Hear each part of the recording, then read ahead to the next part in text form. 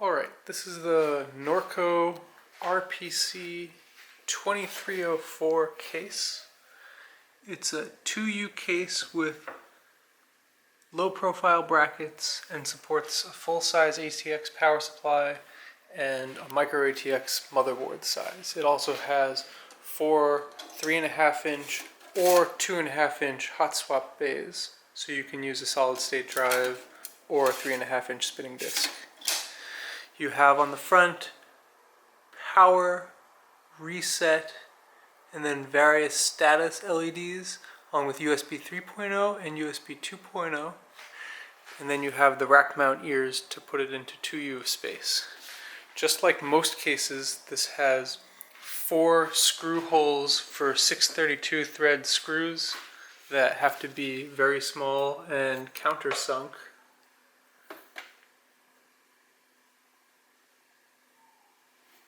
And then inside, there are also these tabs on the top for opening.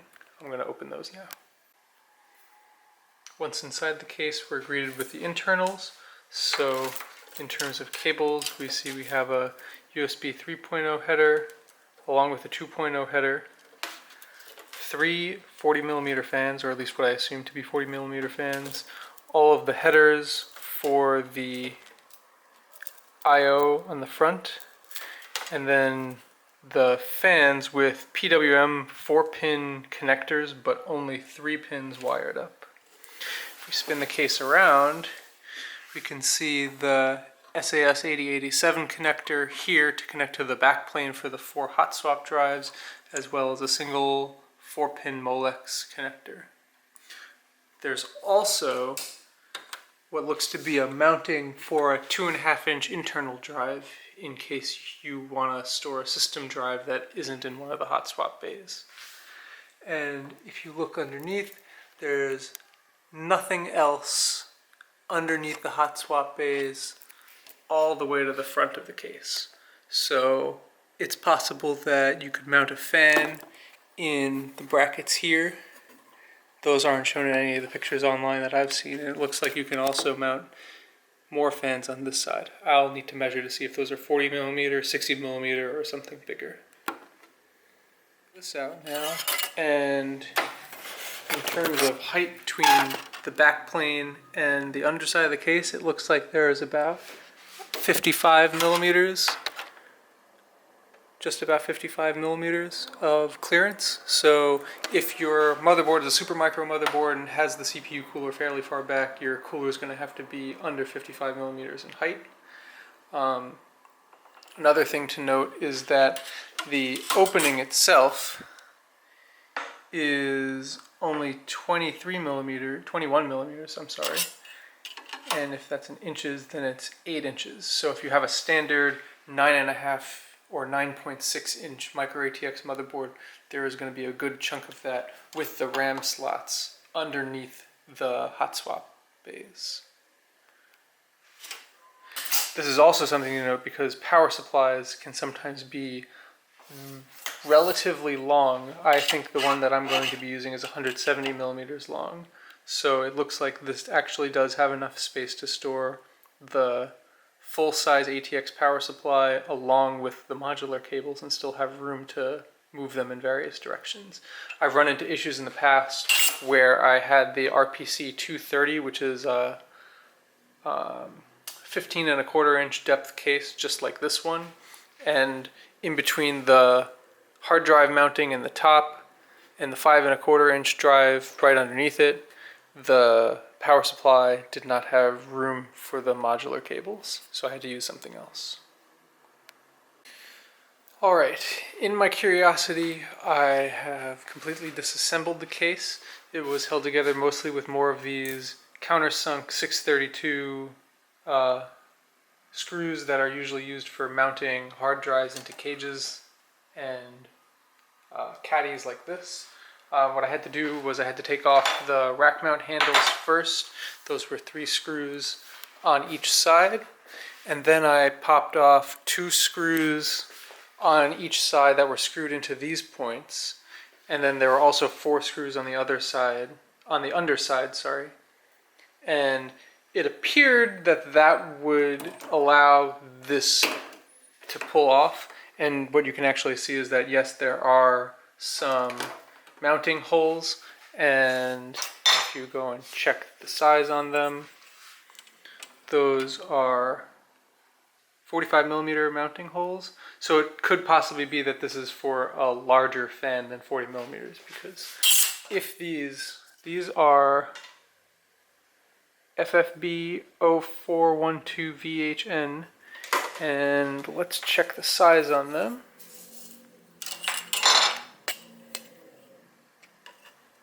Yeah, these are 40 millimeter fans. And if you look, that's nowhere near the size that fits in here. So my guess is that these are maybe 60 millimeter fans. I'm not entirely sure. But you can also see that there is some mesh. There's a fan filter in here, so that'll collect dust so it won't flow into the system.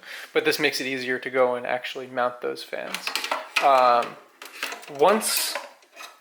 as I mentioned, I wasn't able to get that out right away. I had to actually pull off the caddy as well, and the 4-bay drive cage, and that was done taking off 2 screws on each side, and then it had to slide forward, and then it was able to lift out, I guess, to get around this little hitch. So once I was able to do that, I pulled off this, and then I found that the fan filters and fan mounts came off perfectly. So with those out of the way, I can look to see a little bit more now, and depending on the size of motherboard that you have, you may in fact be able to go and mount a hard drive in between the edge of the motherboard and the front of the case. So if you run out of room in your drive cage, then you might be able to 3D print a bracket or something to store more hard drives inside. So this could potentially be stored too high underneath the drive cage if they're very closely together, with the ports oriented towards the center so you can connect to them. You may have to also remove the temporary cage. Alright, so to actually get the motherboard fit in, I ended up having to take off the backplane as well, because I just couldn't get the angle right for it to fit in. But if you can see, this is the line for the backplane, and cut straight across. That goes right next to the motherboard and also through the RAM. So I'll get the backplane installed and we'll see how it fits then. It also came with 2 accessory boxes in it. I think there was only supposed to be 1 though, because I have 2 of everything. I have 2 of these little wrenches, which I guess are used to mount or unmount the motherboard standoffs. Then there's some 632 thread screws, some more 632 thread screws, but with the hex head. There are some some 632 hard drive mounts, and I realize now that the single drive mount that's supposed to go here, there are these silicone insulated brackets, and that actually mounts up to the 4 points on the underside of a 3.5 inch hard drive. So you can mount either a 2.5 inch or a shock mounted 3.5 inch hard drive in this under area. So then there are also the hard drive tray screws, so it comes with the screws you need to install drives into your caddy. So now I'm also going to be test fitting the RAID card, because that plus the cable may end up coming back and hitting the backplane. So we'll see how that goes. Alright, so I just finished installing the motherboard and everything. Again, the backplane that stretches the length of the chassis is held in by 2 screws on either side. It has the SAS8087 connector and then a Molex pin, which I have not installed yet. I left the backplane uninstalled while I was connecting the front I/O, which is all of the LEDs and the power and reset switch. I'm also going to leave the front off while I install the SATA connectors as well for the various drives that I'll have in here. And then I installed the USB 3.0 and USB 2.0 connectors. I had to use an adapter since this board doesn't have a USB 3.0 adapter. And then I also have my RAID card installed, which is an HP H220 or an LSI 9205 8i or LSI 9207 8i. So if you can see, that has enough room to get the cable connected and then also run it around and connect to the SAS connector.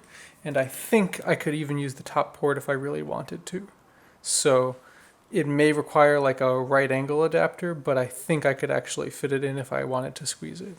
And then, as you can also see, I have an Noctua LH9i CPU cooler installed, but there's just enough space that it could have reached up higher than the 37 millimeter height that this is advertised for, and it wouldn't have interfered with the backplane. So I probably could have also used the stock Intel cooler if I had wanted. And yeah, now I'm going to go and install power and the hard drive here, and then see if everything boots up, and then I'll go and install the backplane and get it all set up.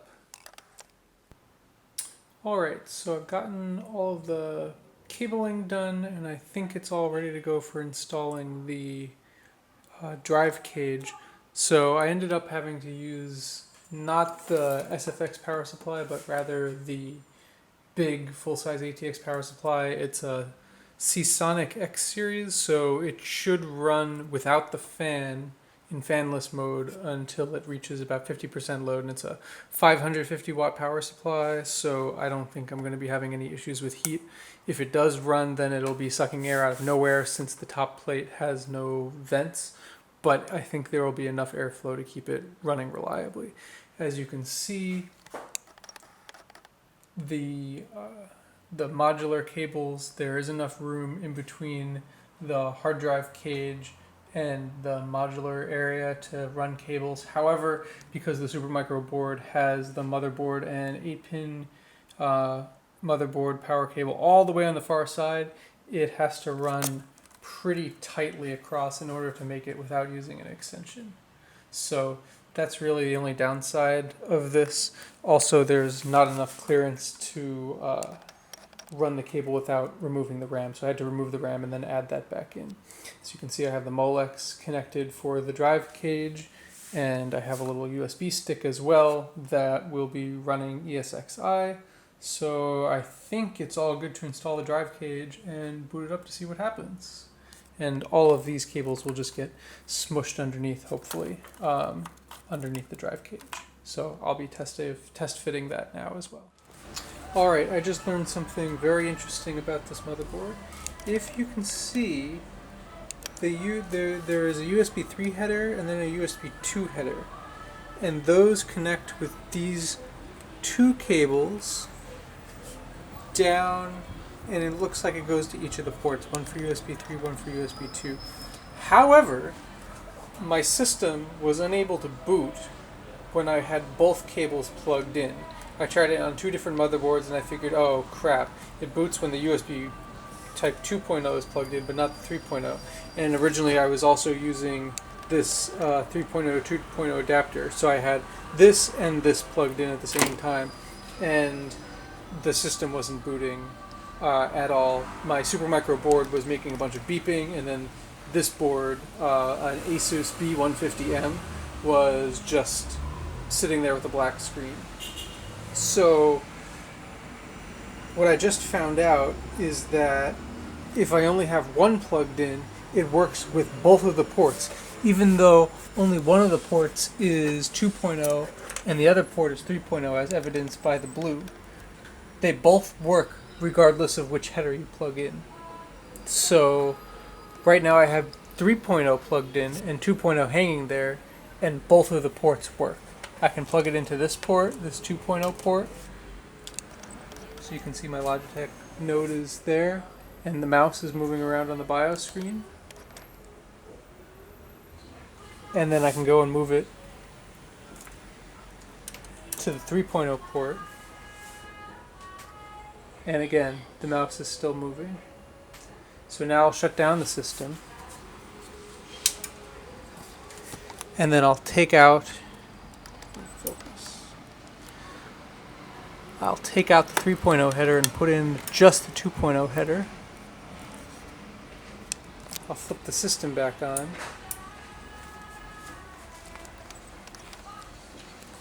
Now I'll see if I can get it to, hey, I saw the BIOS, mouse works, and it's plugged into the 3.0. So there you go.